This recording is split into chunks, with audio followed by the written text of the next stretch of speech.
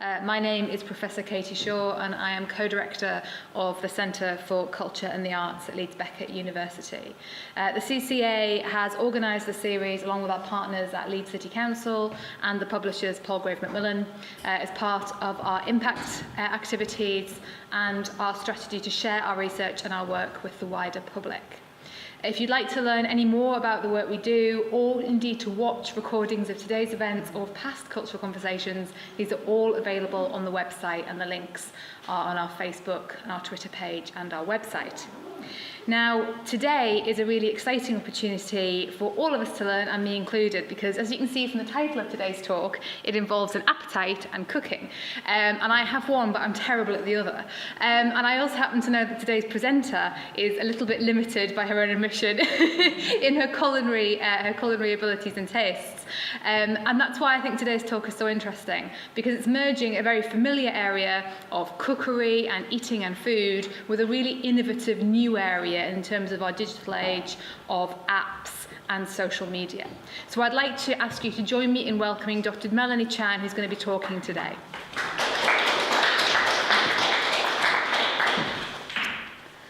Welcome everybody, thanks for being here. Thanks for joining me for this talk about food, cookery and lifestyle. I'll begin by saying that this talk is going to feature some lavish images of food. And we're going to be talking about food and cookery. And since it's lunchtime, we may actually start to feel hungry afterwards. So it may be that we find ourselves drifting down to the beautiful tiled hall cafe afterwards for some refreshments. So after the main presentation, there will be an opportunity for you to talk with one another about your experiences of recipes of food and cookery. So there's a brochure there, and in that brochure you're also warmly invited to take part in a research project about cookery apps. So if you are interested, please fill that in and return it to us. And my email address is also in that booklet, so you can return it at a later date if you want to. Okay, so I'll begin by just saying a little bit about what apps are, because a few people have said, what are apps? So apps are actually applications.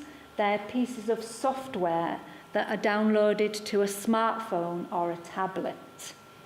And in the case of cookery apps, these feature digital images, sound, video, and they're also interactive. So they include the ability to create a shopping list from a recipe just at the click of a button, or you can actually share a recipe on social networks, again, just by clicking a button. So it's really easy. And I'll be talking much more about that, about the interactive aspects of these apps.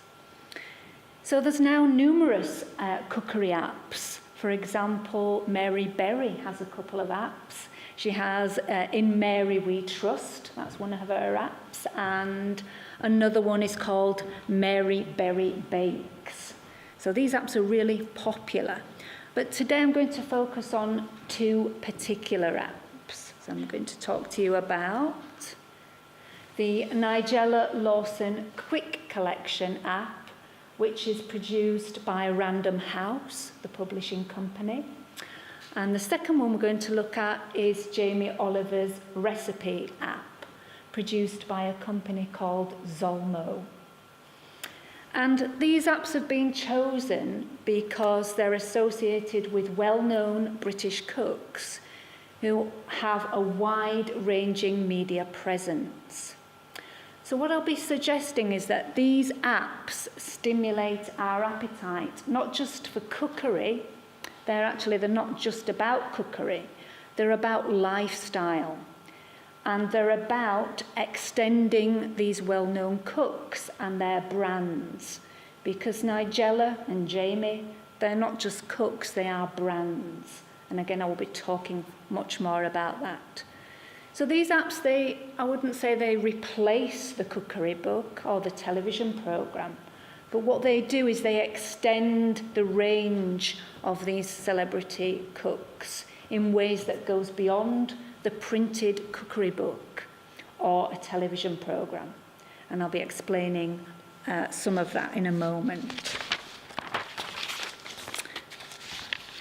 So the title, An Appetite for Consumption, and I'm going to be talking about how these apps stimulate our appetite for consumption in 3 particular ways. So firstly, we think of consumption as buying something. Perhaps we think of ourselves as consumers. So we buy products and services. Now I've got a little prop here. So when we go to Waterstones or WH Smith, or we visit an online retailer to buy a printed cookery book, we pay money and we buy the physical book, and we own this object. This is ours. We've paid the money. We've bought it. But with these apps, they're different. They're a different kind of product, because the Jamie Oliver Recipes app and the Nigella Lawson app are only compatible with Apple devices.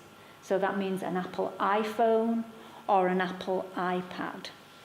When we buy a physical cookery book, we don't need to worry if it's compatible with anything, because we can access the content straight away.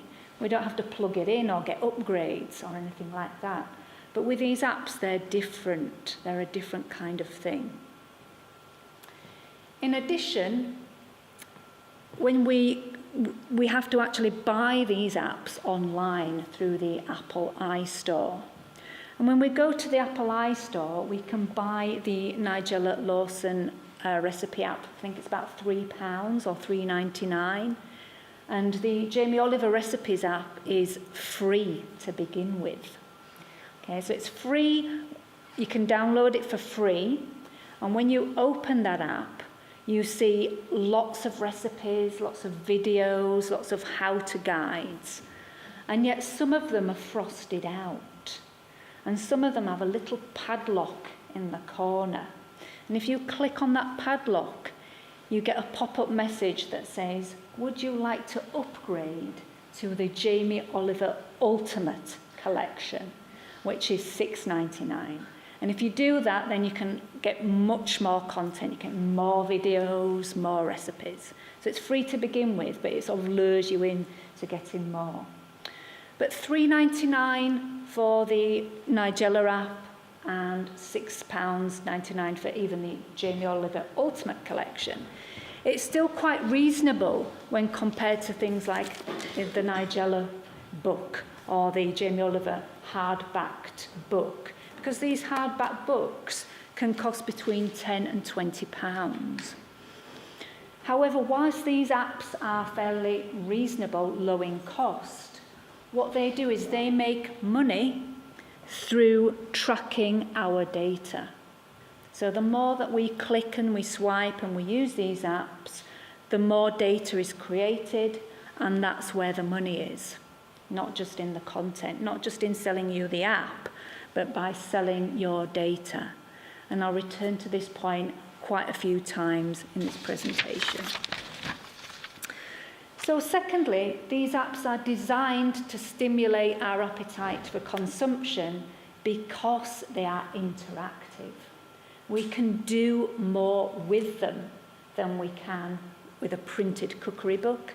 With a printed book, there's limited opportunities for interaction. We could put post-it notes in there or personalise it in some way, but we can't really alter how we engage with it. With a television programme, we can't do that much interaction with it. But these apps are designed to actually keep us using them because they're interactive.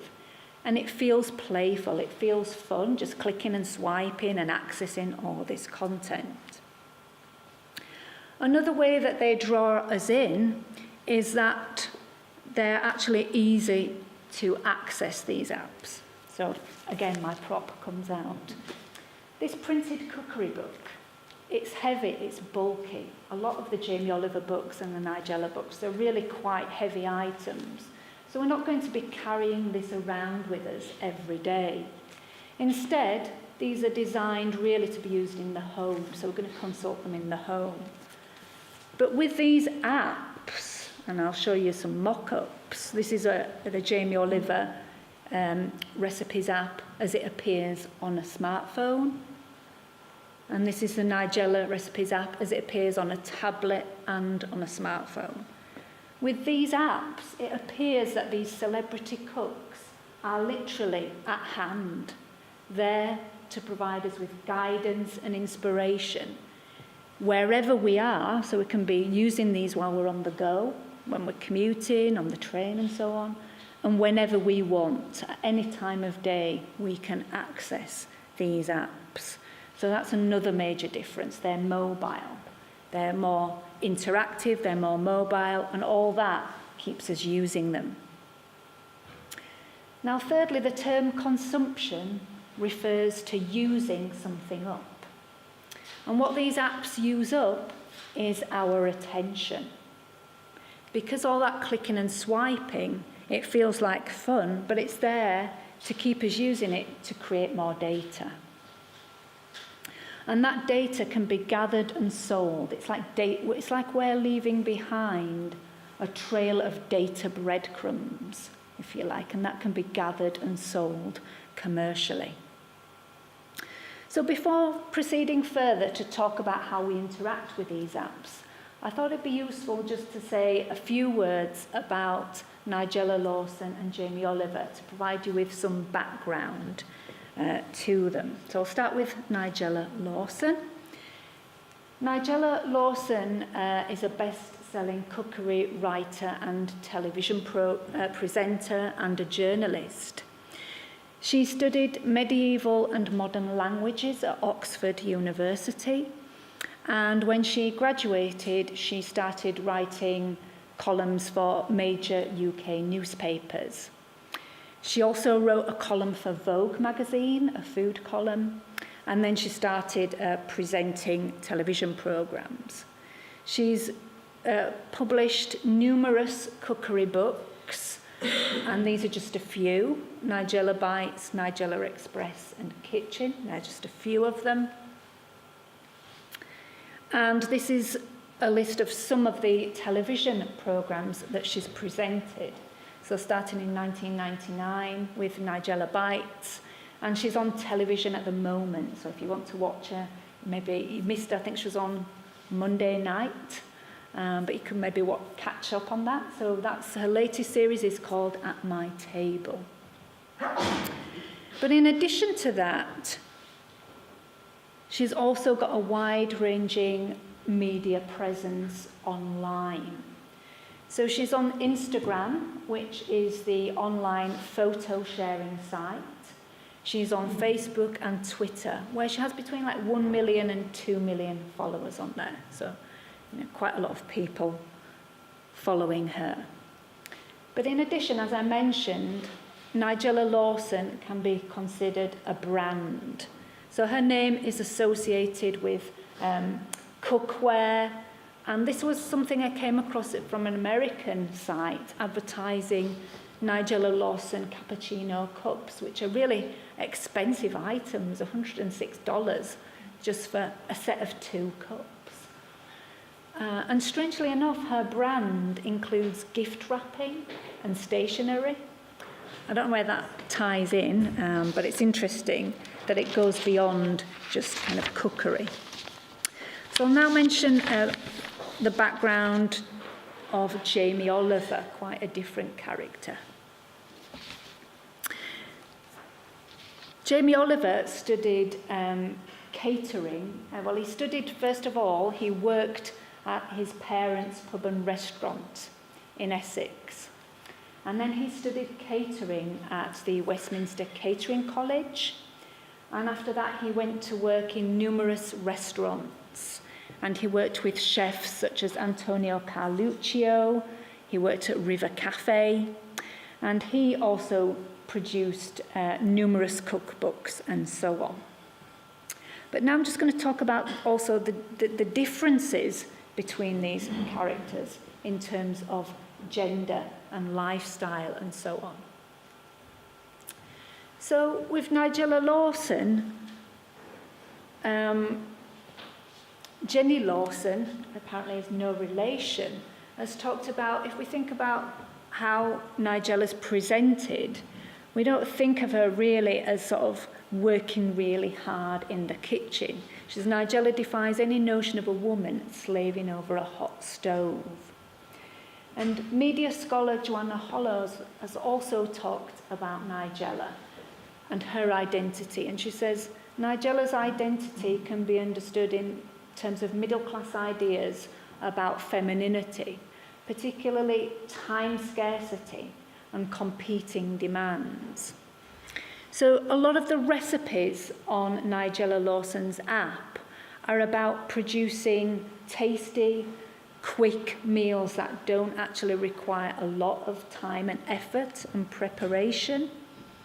So we have things like speedy suppers from the Nigella Lawson app. Yeah, something quick and easy to make. Okay, so I'm just going to return now to Jamie Oliver. And here we see him portrayed as working in the kitchen. He's produced numerous cookery books. There was just so many, I couldn't list them all. And these are some of the television programmes, because again, there's been presented so many different programmes. Since he started in 1999, his career has changed, and he's now become a food activist as well as a kind of well-known cook. You may have seen his products when you're walking around the supermarket. He's a major brand, so we've got Jamie Oliver oils and different ingredients and so on, so you might have seen them. And in fact, there's a chain of Jamie Oliver restaurants, isn't there? And there's one on Park Row, Jamie's Italian. So he's a major brand. He's also got his own dedicated YouTube channel, which he calls FoodTube, with numerous recipes and how-to guides on there. His media presence includes Instagram and Facebook and Twitter, where he has between 6 and 7 million people following him. So really quite a bit more people are actually following Jamie than are following Nigella. In a study of celebrity cookbooks, researchers divided cooks into various categories. And it was interesting that they actually defined Nigella Lawson as a pin-up. So she's presented, it's about the way she looks, not just about what she cooks. Where Jamie Oliver was represented as a gastrosexual. So that is a really weird term. So they explain that the gastrosexual is somebody who displays their care and love and affection for other people by cooking. And they might do domestic cooking, but yet they relate to the domestic kitchen as a chef, first and foremost. And that's the key difference between Nigella Lawson and Jamie Oliver. Nigella doesn't claim to have trained as a chef. She hasn't worked in restaurants. She doesn't say that she has. In fact, her latest book is called At My Table, A Celebration of Home Cooking. So it's very much about the home, where we know that Jamie Oliver has had that training as a chef. So they're different kinds of characters. So after providing that background, I'm going to talk about how we consume these apps, how we interact with them, from the moment we buy them from the iStore to what we do with them. So I'll begin with the Nigella app. So if you go to the iStore, you see this icon for the Nigella Lawson app. And it's interesting that it's dusky pink, a colour that is socially and culturally associated with femininity. It's got just the name Nigella. We don't need a surname because we know who she is. And it's got a decorative border around the N, which I think resembles a cookie cutter. It looks as if you're cutting out biscuits or baking scones or something like that. I think that's the sort of impression that you get from it. And when you open the app, you get a welcome video. So this is just a still from that welcome video. So we see Nigella close up in this really beautiful kitchen. It's got all the latest stainless steel pans, bottles of oils. There's her book on the counter, some herbs and spices and so on. And so we're invited to share in a lifestyle there. There's no sort of dirty dishes hanging around. There's no evidence of actual cooking taking place here. There's nobody else in the kitchen. She's actually got this beautiful space all to herself. So we're invited to share in that kind of lifestyle. With the Jamie Oliver Recipes app, it's a bright yellow icon, I think. A colour that is sort of fun. It reminds us of sunshine, sunny days. So it's sort of, it gives us this impression of being fun. And what's really interesting is when we open the Jamie Oliver app, he's not actually shown in the kitchen. When we first open it, we don't actually see him in the kitchen. Instead, he's sat on a tree stump.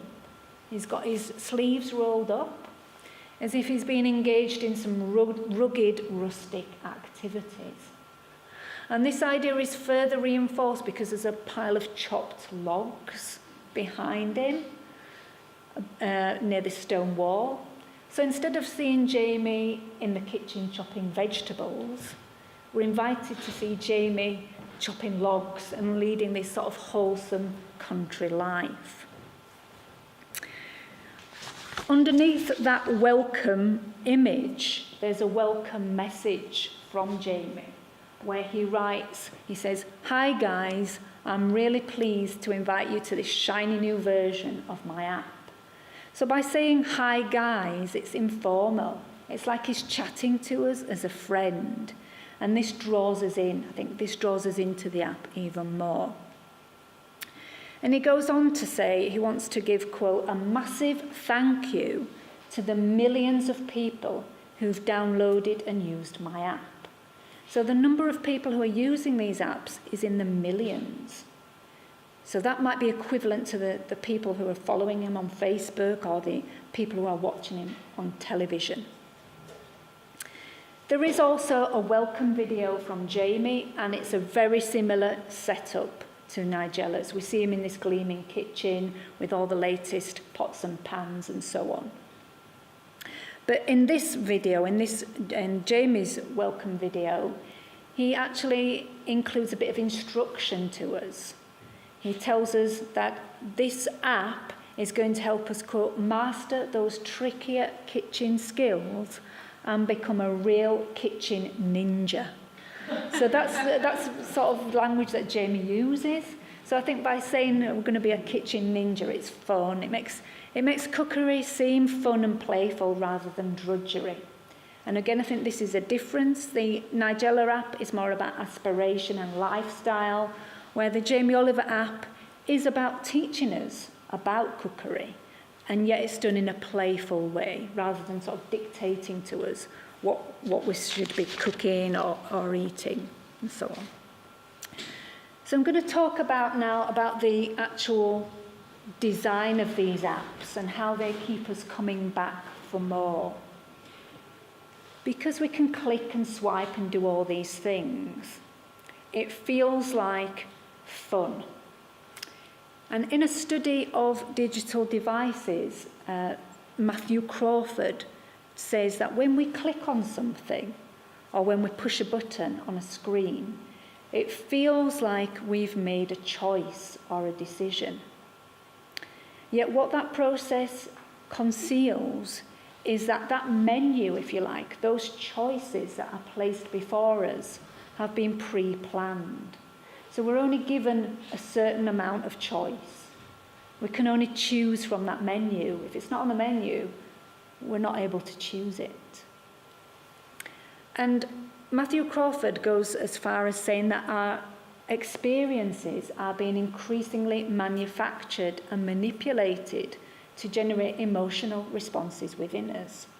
So all this clicking and swiping, it is fun and it feels good to use it, so it draws us in emotionally. Crawford goes on to talk about something called nudging, and that is the way in which we're steered towards making certain choices by the way something is designed. And he says this isn't just about digital devices. For example, he says the supermarket is a nudging environment. That can be from how the products are displayed at your eye level, or those little sweets and magazines by the tills so that you will buy them while you're waiting. That has been designed. It's designed for a reason. It's there to get you to consume more. And what's interesting about the Jamie Oliver app is that I said it includes this ability to create shopping lists. So just at the click of a button, you can turn a recipe into a shopping list. However, this shopping list is actually set out according to the aisles of the supermarket. So the design of that recipe app, of that shopping list, mirrors the actual design of a supermarket. So they're both sort of locked in to that system of consumption. In consumer culture, we think of choice as something liberating. It feels good to have choice. And in a study of choice, Barry Schwartz acknowledges that when people have no choice, if we don't have any choice at all, our lives would appear unbearable. It would be horrible not to have any choice. And yet he says, now, in consumer culture, the problem is that we're actually given too much choice. For example, if we go to the supermarket and we look for a shampoo, we look down the aisle and there's just lots and lots of different types of shampoo, isn't there? Dry hair, oily hair, damaged hair, coloured hair, permed hair. There's just so many. And Barry Schwartz says it's a problem because what we have to do is we have to think about each one. What's good about this product? What's not so good about this? How much is this? What's this brand? And all that takes time and effort. So he says, to put it simply, too much choice leads to information overload. And this can be a problem when it comes to digital devices like these apps, because they can offer so much choice. They can offer so much on a screen. So you can see a recipe, you can see another button to click on something else, it can have an audio. So there's a lot of things going on there. Shlomo Benatzi is somebody who studies design of digital devices. And he says one of the problems with screens is that all that information. We might see a video, we might have a hyperlink, we've got text. And he says the problem is that it doesn't matter how much stuff or data gets thrown up onto that screen. He says we can only notice about 4 bits of it. So we only notice a very small part of it. He says the rest is noise, it's wasted pixels. So he says that one of the strategies for dealing with this, all this choice, this information, is to chunk it into bite-sized pieces, because then we can deal with it. So, for example, the television programme, if we think about a Nigella television programme or a Jamie Oliver cookery programme, that is in a bite-sized piece of 30 minutes. It's only lasting for 30 minutes. It probably only includes about 4 recipes, so it's just a selection. It's episodic, so each episode is a chunk of information. With a printed cookery book, this is chunked into chapters. They're the bite-sized pieces that we access. Now, with these apps, what they do is they create certain themes or categories to chunk the content. So this is the Nigella Lawson app and how it chunks content. So it can be what's in your fridge. So you can just look at recipes according to the things that you already have in your fridge, whether it's milk or eggs, those kind of things. Food moods, which is designed as like indulgent or comfort food. Browse by book, Now, a lot of the recipes on Nigella's app are recycled from her books, yet the way we interact with them is different. It's a different kind of experience. And then we've got interesting bundles here called Your Favourites and Your Last Viewed Recipe.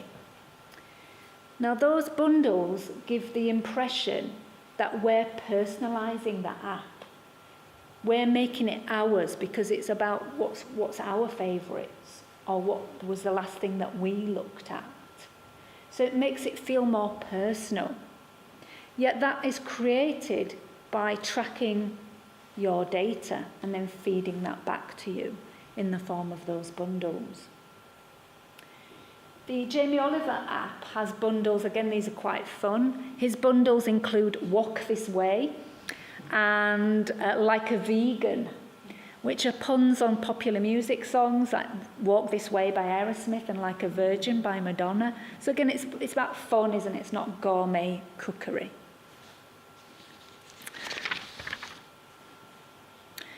Now, the final thing that keeps us coming back for more with these apps is that they offer what's called variable rewards. We get rewards for interacting with these things. And because it's variable, we don't know what that reward is going to be. And it's that mystery, it's that not knowing, and it's that surprise that makes the reward valuable to us. We want that reward. And Nia Eyal is somebody who studies reward systems, and he works with companies to design products and services that keep us coming back for more by offering us rewards. And he says there's 3 types of rewards that you can think of, and it's called the tribe, the hunt, and the self. And I'll talk about how these apps use that. So firstly, the tribe, that refers to a reward of feeling like we belong, sense of belonging. We want to feel liked, we want to feel popular. We can see this with Facebook. For example, people post information and pictures to Facebook because they want to get comments from people, they want to get a response, and they want to get likes. Now, what the Nigella Lawson Recipes app does is it gives you bonus recipes, so you get rewarded by sharing recipes to Facebook. Now, for some strange reason, Nigella Lawson app only shares to Facebook, but Jamie Oliver's Recipes app shares to Facebook, Twitter, Instagram, all the others. And what happens is if you click on a recipe that you're using and you just click on the Facebook icon, it transfers it into this post. It's already designed a post for your Facebook. And it says that you're making this particular dish, and there's a little photograph of it, and it says it's from nigella.com. It says it's a Nigella recipe. So you get rewarded with more recipes for sharing that. And yet at the same time, what you're doing is you're actually advertising and you're marketing for Nigella, because you're saying that you're using that particular recipe. So you're doing that to your network, to your friends and family on Facebook. And the Jamie Oliver app works in the same way. Now, the hunt is about when we seek information, we want new information, we want new content. Now, sometimes when you open the Nigella app, you get a message saying you've been rewarded with bonus recipes, but it doesn't happen every time. So you keep on opening the app to see if you've actually got those bonus recipes and what they are. With the Jamie Oliver app, even with the free version, there's new content added weekly. So you know there's going to be more stuff, but you're not sure what that's going to be. You're not sure what those recipes or videos are going to be. So you keep going back to see what they might be. And the final reward is the reward of the self. And this refers to sort of a sense of achievement or feeling that you've actually met a goal. So while we're sharing these recipes on Facebook, for example, we might be saying that our cookery skills are improving, that we've met a particular goal. We feel that we're increasing our knowledge of food and cookery. So it might give us a reward of the self as well. Now all these rewards and clicking and swiping that seems like fun, all that, as I've mentioned, it's there to actually track your data. So the data mining capabilities of these apps goes far beyond the printed cookery book. So for example, if I've got this cookery book at home and I'm just flicking through it, or I look up a particular ingredient or recipe in the index, and I'm alone in the kitchen, nobody else knows that I've picked up that book. Nobody else knows what page I've gone to or what I've looked at in the index. But with these apps, all that can be tracked. It can track how many times you've opened it, what recipes you've looked at, how many recipes you've shared, and so on. So the data mining capabilities are really quite extensive. Now, it's not really obvious either. You're clicking and you're swiping and you're following these recipes, and you're not really thinking that all that information is being tracked. You might not even be too worried about that. And yet these apps are part of a much wider system that tracks everything that we do. So that can be the searches that you've used on Google, other apps that you use, even supermarket loyalty cards. All that tracks what you're consuming. Now, designer Tristan Harris, he says the problem with these apps and digital devices, it's not just that they nudge and shape our behaviour, it's that they consume our attention for commercial gain. And we're not really sure who actually benefits from collecting that data. Where does it go? Who uses it? And why do they use it? We don't really know. So I think in summary, these apps, they do seem to be beneficial to users because they provide you with so many recipes, so many how-to guides, videos, and so on. So at that stage, they do seem beneficial. You can interact and personalise with it, which it feels good. It feels good to do that. You can get the feeling good from these rewards of sharing recipes just at the click of the button. And yet I think these apps could even go further in the future. So I think, for example, that shopping list, I could see a future where that shopping list could be linked to an online shop, and you could just get that delivered to your home, and all that would be tracked. It would be tracked exactly what recipe you've used, exactly what ingredients that you've used, when you bought them. All that information could be tracked. Okay, so I've got time now for questions, and there is some time for you to discuss your ideas about cooking and recipes. So I'll take some questions. Right, let's have a round of applause for Mel before we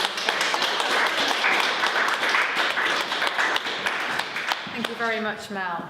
Any questions? I love the research you're doing. I probably could ask us 700 questions. I'll start with one. And just say, I think insurance companies would like to know which recipe we're cooking with. Oh, yeah, they would, yeah. Scary. But match your questions. So I look at cookbooks, and as you say, they don't mine data. You can't tell who used them for what, especially the Victorian ones I'm looking at. So, but I'm always very suspicious that people might have bought a lot of cookbooks because they're nice to own, but that they didn't cook a lot of the main recipes that were in them. And I'm just curious whether you know anything, since this provides the opportunity about, of the millions of people who download these apps, are they themselves just a lifestyle thing that you kind of, download this app because I'm into Jamie this week, but actually you never end up cooking something. Are they really being used? Or are they just one of the millions of apps that we download? Like, I'm always downloading apps and then deleting them to make room for the next app. Yeah, I think so. I think it's about lifestyle and aspiration. Possibly people download them, but probably they don't actually use all those recipes. They might do one or two and post them to Facebook, but that's probably it. But I think that's why it's important to do research to find out how people are actually using them. Because I think your suspicions would be valid there. Yeah. But there are a whole deal more moral problems behind it, or ethical ones, which you're not quite taking a stand on. You're sort of implying that you think that this manipulation of the public isn't good, but you haven't actually said that. I mean, if you find recipes in books that you get from supermarkets, for instance, you'll find them trying the same sort of manipulation by saying, I don't know what we've got there, but you know, sort of Tesco's favourite peanut butter or whatever, and putting their name actually within the recipe, trying to get you to buy their brand. But are we really so innocent that we're taken in for all of this? That's a good question, isn't it? I mean, okay, call me a dinosaur, but I deliberately don't engage in social media, for instance. So the sort of rewards you're talking about, to me, seem completely petty. They're not, to me, a reward. Perhaps they might be to an upcoming generation brought up with this sort of technology, who want to share everything on Facebook. I'm walking down the road, I'm just about to catch the bus, oh, I think I've missed it. Who the devil is interested? Get a life. Yeah. You know, and to me, what you're talking about is part of this same problem. Yeah, I think, as I said, it's just one part, isn't it, of this surveillance culture. Because we don't know where that data is going to be. It might be used by supermarkets, it might be used by insurance companies, it might be used, we just don't know. And that's the thing, when you actually try and find out where that data goes, it's really hard to find out. But it is a willing engagement, though. I think this is the thing. People are paying to download the app, and they are willing to engage on the basis of a reward-based relationship as they perceive it. So is there any evidence of this feeding back into media production? So, for example, are the apps feeding back into the kind of recipes they're doing in TV programmes? Or This is it. When it comes to cookery books and television programmes, the recipes that are shown on TV are the ones that come across better on TV. It's to do with the colours of the ingredients, so it stimulates the eye because we can't smell or taste it, so that does relate to the sorts of things that we see. And a lot of the images that we see in cookery books of dishes, they're styled. There's special effects. In fact, if we did that at home, it wouldn't look like that at all. Because ice cream is usually mashed potato. That's what there's an art in potato. Yeah, there is an art. You know, it's about dressing and setting and so on. But it's actually it's a little bit of an illusion. Yeah. is this also a class illusion? Because this seems to be implicit in all of this, whether it's gender politics or class politics, that a lot of these recipes at the same time is arguing that we live in a frugal society and austerity Britain, particularly with Jamie rather than Nigella, but then producing recipes that involve incredibly extensive ingredient lists, very wasteful in some cases if they're just being produced for one dish. Is there a class element to it? There's definitely a class element. I think a lot of research around Jamie Oliver and Nigella Lawson talks about class because they're at different ends of the spectrum, aren't they? Where one's very privileged in terms of background, and the other one's from a working class background with Jamie Oliver. And for example, do you remember the Rotherham case with Jamie Oliver when he was pushing? The parents rebelled against him coming into Rotherham to tell children what to eat at school. And so the mothers were there sort of putting chips and things. Yeah. So there's definitely sort of class is a big issue there. An unresolved one. Nigella was taking cocaine and being abused by her partners. That doesn't matter if she can cook and she looks like that. Yeah. But that was the first thing that went through my mind when you said you'd chosen imagery. It wasn't, it's sort of soft porn imagery. Yeah. It's food porn, isn't it? It's food porn, yeah, all those close-up pictures of food. And I think that food porn issue is really a kind of an interesting other avenue, is that these apps are a kind of commercial manifestation of something that's much bigger within social media, which is this kind of food porn hashtag, which is really kind of telling us something really interesting about how much people want to be identifying through the food they choose to eat, in terms of class, in terms of gender, in terms of, adventurous worldliness, in all sorts of ways. People are just constantly distributing, and I think there was a question from someone who said, about not engaging with that, which I think is also a really good way to deal with social media. But on the flip side of that, and I think it's probably generational a little bit, is that there are generations of people who want to share food, not by sitting down at tables with each other, but by sharing images of the food and turning the food into this other much glossier. I don't know, it's just really... Is this consumption? Yeah, it's Is this weird. in the same way as we take photos of clothes, Yeah. we take photos of cars and jewellery and whatever is this Yeah. consumption? It is consumption, yeah. Commensality. It's like, food used to be about sharing face to face, but now we're sharing it in this completely weirdly disembodied way, because food is also about bodies, right? Yeah. But the more you turn it into this mediatized thing, the more you can dissociate it from the bodies. And from, so there's like Nigella the pin-up, but then there's the food itself, which is just a picture of food. I don't know exactly where I'm going with that, but I think it's a lot of interesting... It's the idea of sort of Instagramming your lunch, isn't it? Yeah. Like, who cares? Let's say who cares? That people do that, don't they? Yeah. The worrying gender politics in as much as food and bodies, because we have fat shaming and body shaming, and particularly in relation to chefs, where Nigella was presented a certain way. You were talking about Jamie being presented very rugged outdoors.